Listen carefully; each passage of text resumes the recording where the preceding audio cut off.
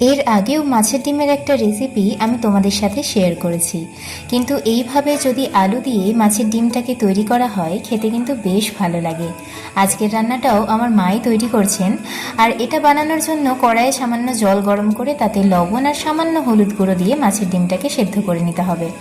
একটা পাত্রে সেদ্ধ ডিম নিয়ে তাতে দিতে হবে পেঁয়াজ কুচি, লঙ্কা কুচি, গোটা জিরে, জিরে গুঁড়ো, ধনে গুঁড়ো, পরিমাণ মতো লবণ, হলুদ গুঁড়ো, লঙ্কার গুঁড়ো আর একটা সেদ্ধ আলু দিয়ে ভালোভাবে মেখে নিয়ে পকোড়াগুলো তৈরি করে নিতে হবে।